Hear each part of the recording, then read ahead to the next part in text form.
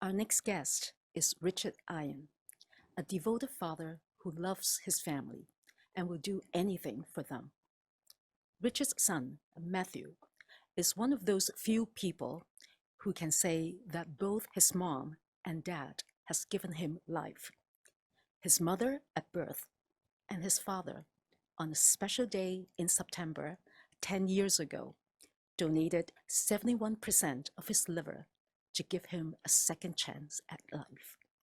To learn about how this family overcomes the challenges that liver disease brings, please join me in welcoming Richard Iron.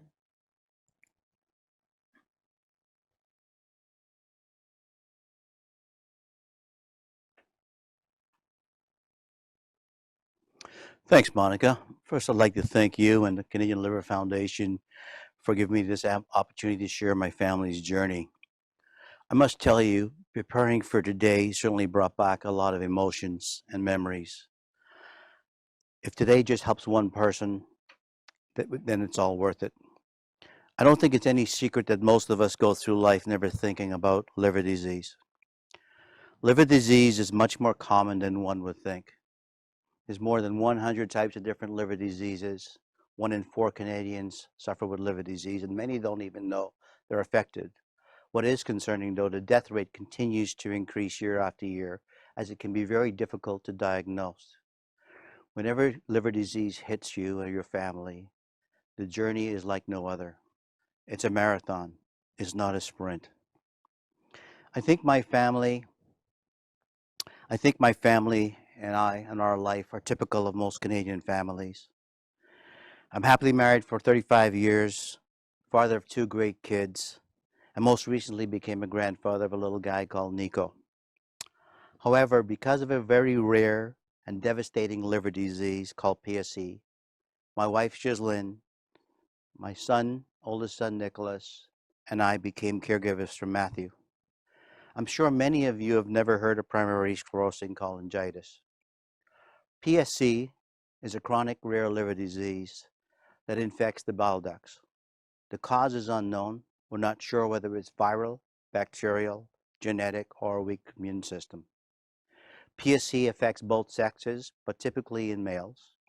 Lifestyle can help manage PSC, avoid alcohol, smoking, and maintaining a health. There is no cure, but liver transplants can extend life. PSC, it's estimated that 1 in 100,000 people have PSC. 1 in 10,000 people have PSC, but only 1 in 100,000 are diagnosed. It's typically a very slow-moving disease, but can be very, very aggressive, as it was in my son. Approximately 70% of people who have PSC suffer with UC and Crohn's. Transplanting a liver can extend life, and it's very successful in 85 to 95% of the cases today.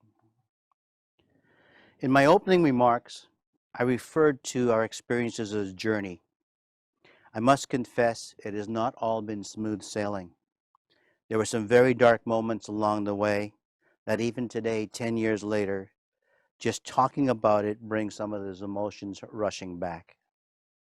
This next slide helps me to outline Matt's journey for you. The different dates represent major events or stages of the decade-long journey that we have been on as a family and experienced. There were some amazing moments, emotional highs that helped to offset the dark emotions as a family, that we felt as a family, that I would describe as deep valleys of chaos, fear, and total helplessness. To get into a lot of detail about every stage of our journey, I'd be talking for many hours. My intent today is to give you a very high-level view of that journey while sharing some of our learnings and our insights as we prepared. Our journey starts in January of 2009. Matthew and I were at the gym working out. While I was spotting for him, I noticed his eyes were jaundiced.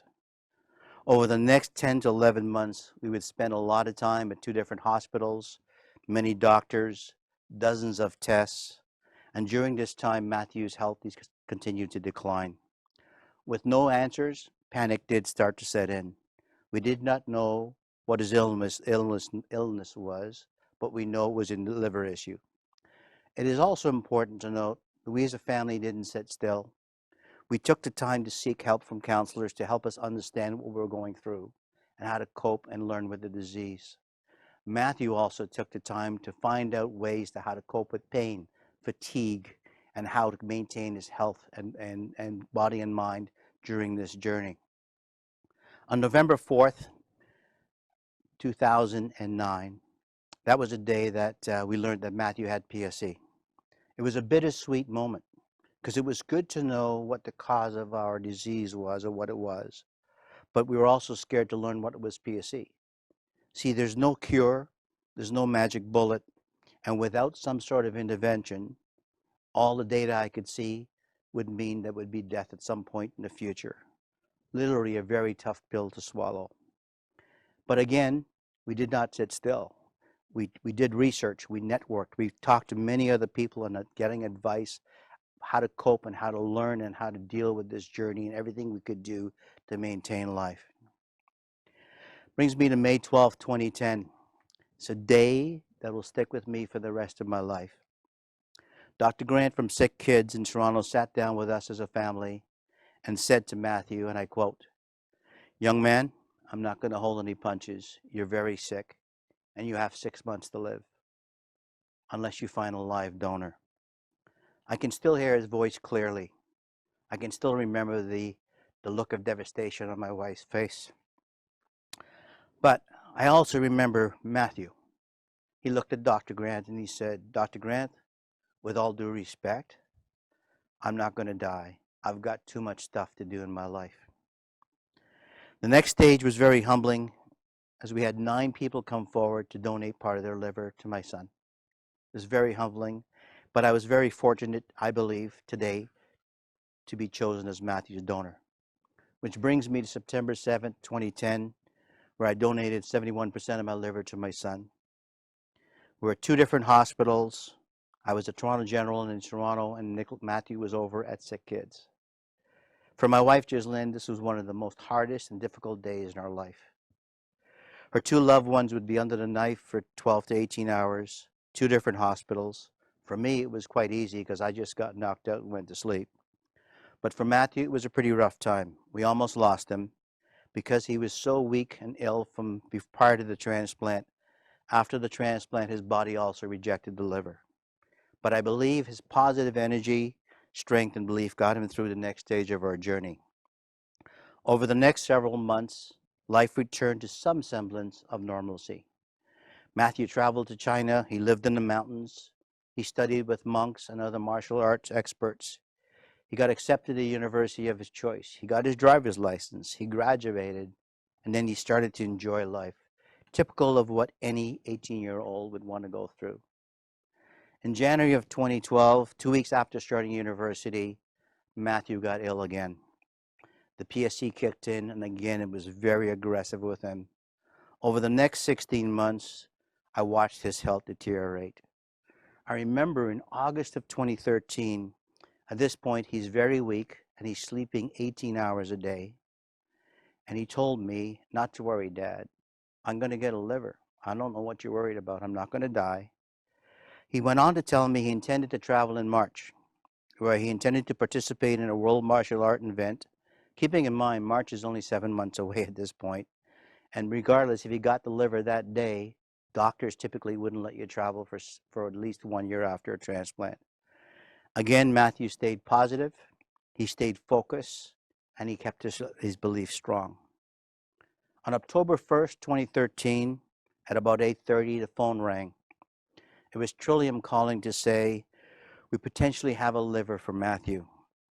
We grabbed the bags that were sitting waiting at the front door for the call and headed to the hospital. On October 2nd, 2013, Matthew got his second lease on life from a very generous family who donated their loved one's organs. By the way, he did convince the doctors to let him travel in March. Within 5 months of his transplant, he lived in the jungle, he swam with sharks, he dove off cliffs, and he pursued his passion for martial arts. And he did fight in the Philippines in April of 2014. That brings me to today. He's accomplished a lot. He's continued to chase his dreams. Over the next few slides, I'll show you some photos and share some of Matthew's perspective on what it takes to survive and live with liver disease. But from the photos, you will physically be able to see the changes in his body, his weight, the color of his skin, the level of his jaundice, which directly correlates to the level of health and strength. But I'd like to also note in every single picture, no matter how dire his health, he's always smiling.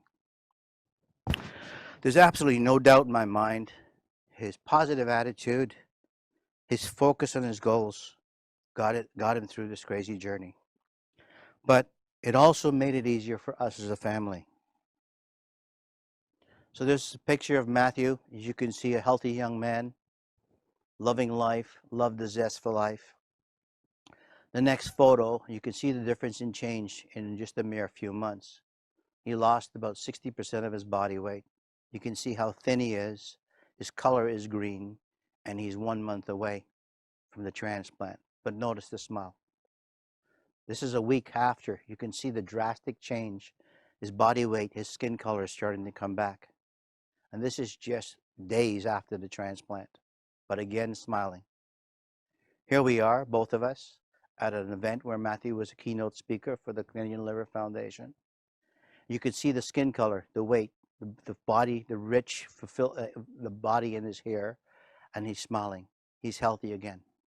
But as I mentioned to you, January of 2012, he got ill again. And you can see now the health continues here. What is important is two things I want to bring away from this slide. Giving back and helping others through their journey is very, very important. But what you will note from this slide is his body strength, the color of his skin, and the health that he is enduring at this point in time. And this is early in 2012. And you can see in the very next slide where he is, this is less than 10 months later, where he's lost that all body worth. The PSC has taken hold of his body again. He's back on the transplant list. He's jaundiced, massive weight loss, loss of physical strength, pain, itching, fevers, enlarged spleen, and major fatigue. But again, he's smiling. So if Matthew, there he is the day after his second transplant, second lease on life. You can see the skin color changing already 1 day after. It's incredible the life that liver brings to somebody. I included this next photo because the lady standing next to Matthew also received a transplant on the same night. And as rare as liver disease is, as rare as PSC is, this lady also got a liver, but she also suffers from PSC. And the same night Matthew received his second lease in life, she received her first transplant. So it's not as rare as we think it is. If Matthew was here, what would he tell you? He would tell you to take control and control what you can control, and what you can't control, just face head on. Be your own advocate. Get educated, get medical advice, listen to the doctors, ask for help, and accept that help. And do everything you can to stay of strong body and mind. But most importantly, always stay positive. Make the most of each and every day. You can see the energy, the smile that comes back after you receive a liver and get a lease on life. Never give up. In Canada, they told him he'd never be able to fight. He would never be able to pursue his dreams because of his liver transplant and the disease he suffered in. He said, fine, I will respect the authorities here in Canada. He got in a plane, he went to Thailand, and he learned to fight over there. And he did his first professional fight. It was a very long night for us as we were not there for him. But he fought a young man who was 11-0 in his professional career, and Matthew won his first professional fight. He always will tell you to chase your dreams. And one quote that sticks with me, he told me, I will always chase things that are impossible because it makes my potential limitless. So for me, it's really, really important that there's a lot of takeaways. What I want to share with everybody is we have an amazing medical expertise, knowledge, and great health care here in Canada. I'm sure our journey would be quite different without it. Liver transplants have a high rate of success, and for anyone considering to be a live donor, Your liver grows back within weeks. No one's ever died from donating a liver, but you get to give the gift of life. So regardless of your journey, get educated, keep focused, tackle the challenges head on, and most important, stay positive. Thank you. Be safe and be healthy.